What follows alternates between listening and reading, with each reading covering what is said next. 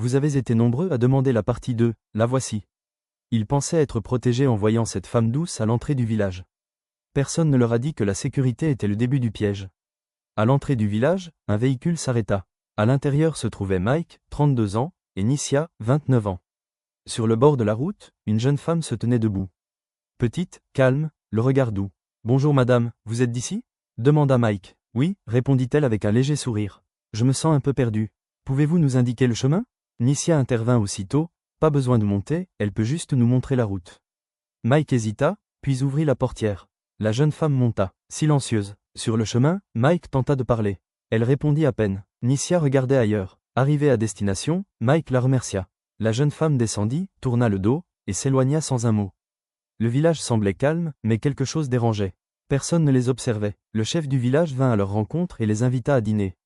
Sur la route, nous avons rencontré une jeune femme, dit Nissia. Je ne la connais pas, répondit le chef en souriant. Par la fenêtre, Mike observa le village. Des rires, de la joie, et un étrange silence entre les maisons. À table, la femme du chef les avertit. Quand le soleil sera couché, ne sortez surtout pas. Même si quelqu'un frappe à votre porte. La nuit tomba, la jeune femme réapparut et les invita à écouter un conte autour du feu. Nissia refusa. Mike accepta. La jeune femme tendit un bracelet. Nissia le repoussa. Mike le passa à son poignet. Plus tard, dans la maison, Mike et Nissia jouaient aux cartes. Un hurlement de loup retentit. Puis le silence. On frappa à la porte. C'est moi, ouvrez. Nissia sentit sa tête tourner et alla se coucher. Mike, lui, vit une silhouette lui faire signe dans le noir. Il sortit. Le vent souffla. Des murmures l'entourèrent. Le bracelet vibra. Dans l'obscurité, des ombres se rapprochèrent.